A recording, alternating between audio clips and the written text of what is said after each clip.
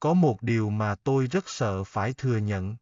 Tôi biết rõ rằng, sống theo chân thiện nhẫn là đúng, nhưng trong lòng lại vẫn còn âm thầm bực bội, khó chịu, thậm chí ích kỷ. Có những lúc, tôi lại thấy rất khó thực hiện được, không phải vì tôi không hiểu, mà vì tôi không muốn chịu thiệt nơi người thường. Có một giai đoạn, tôi vẫn đọc Pháp và luyện công mỗi ngày. Vẫn nói với người khác rằng mình đang tu luyện. Tu luyện Đại Pháp là tốt. Nhưng trong lòng tôi, lại có một thứ âm thầm lớn lên. Nó không dễ nhận ra. Và nó khiến tôi trở thành một người hoàn toàn khác. Mà chính tôi lúc đó cũng không hiểu được. Đáng lý ra, thời gian đó, tôi phải học Pháp cho nhiều và học Pháp nhập tâm.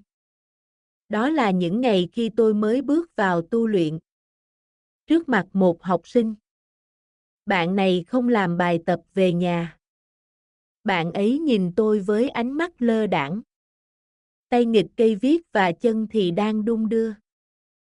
Tôi đã quát. Giọng tôi lớn hơn mức cần thiết. Sắc lạnh hơn mức tôi nghĩ. Không phải vì bài tập của bạn ấy, mà vì lúc đó tôi đã bị trễ giờ ăn của mình. Khoảnh khắc đó tôi thấy rõ một điều. Tôi không hề đang nghĩ cho bạn học sinh đó. Tôi chỉ đang nghĩ cho mình. Tôi nói rất nhiều. Nhưng không có một câu nào chạm được vào bạn học sinh đó. Không khí nặng như một chiếc khăn ướt trùm lên cả căn phòng. Bên ngoài trời vẫn sáng. Nhưng trong lòng tôi tối lại. Tôi biết. Tôi có gì đó sai rồi. Nhưng tôi vẫn tiếp tục nói như thể mình là đúng. Trước đó không lâu, tôi từng có cảm giác như mình đã tìm được cách đi cho riêng mình. Mọi thứ rất thuần tịnh. Tôi tin rằng chỉ cần mình học Pháp và luyện công, mình sẽ thay đổi. Tôi tin rằng mình sẽ trở thành một người tốt hơn, theo một cách tự nhiên. Nhưng tôi đã không ngờ. Cái khó không phải là biết mình biết đúng, mà là tu bỏ cái sai của mình, và dám nhìn thẳng vào cái sai của chính mình. Chính vì vậy, cần đọc kinh văn của sư phụ để soi rọi lại chính mình. Trong kinh văn của sư phụ, có nói đến việc dạy trẻ như thế nào. Tôi có đọc, có học mà không có hành. Hôm đó, lại không ứng dụng vào cuộc sống. Và rồi, có những thứ bắt đầu lệch đi. Tôi muốn mình là người tu luyện thật sự. Nhưng tôi lại nóng giận với học sinh. Chỉ vì bạn ấy làm tôi trễ giờ ăn. Tôi muốn dùng thiện tâm đối đãi với người khác trong cuộc sống hàng ngày. Nhưng trong đầu tôi vẫn âm thầm đánh giá là bạn này lười học. Bạn kia phiền mình. Tôi tập hướng nội để nhìn vào bản thân mình. Tôi muốn hướng nội tìm khi có mâu thuẫn xảy ra với chính mình. Nhưng ngay khoảnh khắc đó, tôi lại muốn người khác thay đổi trước. Tôi nói với người khác về chân thiện nhẫn. Nhưng khi không ai thấy, có những lúc, tôi lại sống theo cảm xúc của mình. Có những lúc, tôi đứng giữa hai phiên bản của chính mình. Và tôi không biết mình đang là ai nữa. Tôi muốn trở thành người thiện lương. Nhưng lại khó chịu khi người khác làm trái ý mình. Khi đứng trước một đứa trẻ chậm chạp, một đồng nghiệp không hiểu ý, hoặc một người nói chuyện làm tôi không thoải mái. Tôi vẫn cười. Nhưng trong lòng lại bực tức. Có ý xem thường người khác. Tu điều thiện, nhưng tâm lại không thiện. Tôi muốn nghĩ cho người khác. Nhưng trong những tình huống rất nhỏ, tôi lại đặt mình lên trước tiên. Khi tôi đói thì tôi cau có, quạo cọ. Khi tôi mệt thì lại mất kiên nhẫn. Khi tôi không được đáp lại thì tôi lại làm ngơ đi.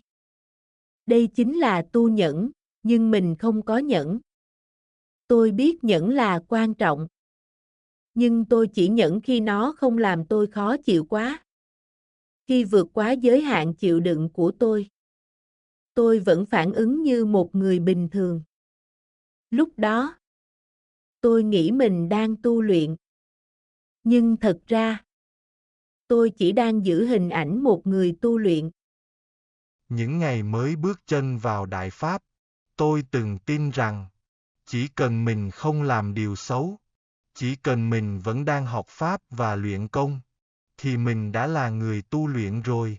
Nhưng không. Sự thật là, tôi vẫn biết Pháp là tốt, nhưng tôi vẫn sống hoàn toàn theo bản năng của mình. Khi nhìn lại mình, tôi nhận ra một điều khiến tôi im lặng rất lâu. Đó là, tôi không thiếu thiện. Tôi chỉ thiếu sự buông bỏ người thường trong chính bản thân mình. Tôi tự hỏi, buông bỏ người thường thì có còn là người nữa không? Câu trả lời rõ ràng rằng, buông bỏ người thường thì vẫn là người. Tức là người tu luyện, chứ không phải người thường. Đại Pháp là dành cho người tu luyện, chứ không phải người thường. Có đúng vậy không? Quay lại câu hỏi lúc đầu. Tại sao tôi biết chân thiện nhẫn là đúng, nhưng lại thực hiện thì vẫn bị sai? Bởi vì nó không khó ở chỗ hiểu biết. Nó khó ở chỗ ta có dám chịu thiệt những điều nơi người thường hay không mà thôi. Nếu một người nói mình sống theo chân thiện nhẫn, nhưng trong lòng vẫn đầy khó chịu, phán xét và mất kiểm soát, thì vấn đề không phải là họ chưa đủ tốt, mà là họ chưa thật sự đối diện với phần không tốt của mình. Bạn có nghĩ vậy không? Sau này, tôi bắt đầu từ một điều rất nhỏ.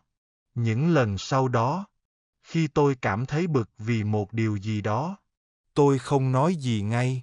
Tôi dừng lại 3 giây, chỉ 3 giây thôi, để tự hỏi, mình đang nghĩ cho ai? Chỉ cần trả lời được câu đó, thái độ của tôi sẽ khác. Không phải lập tức hoàn hảo ngay, nhưng đủ để không làm tổn thương người khác. Trong một số môn phái khác cũng nhấn mạnh điều thiện. Tôi nghĩ, có thể, điều khó nhất trong tu luyện, không phải là làm được điều gì lớn lao, mà là, ta dám nhìn thấy những suy nghĩ rất nhỏ, nhưng rất thật của chính mình. Và có thể, vấn đề không phải là ta chưa đủ thiện, mà là, ta vẫn còn đang bảo vệ cái tôi của mình quá nhiều. Nếu bạn cũng từng có những khoảnh khắc, những điều thiện của mình bùng phát lớn lên, hoặc nhanh chóng nhỏ lại trong cuộc sống hàng ngày, tôi rất muốn nghe chia sẻ của bạn trong phần bình luận. Cảm ơn bạn đã xem video này. Nếu có các chia sẻ của bạn, tôi luôn đọc, suy ngẫm và tiếp nhận. Trân trọng cảm ơn.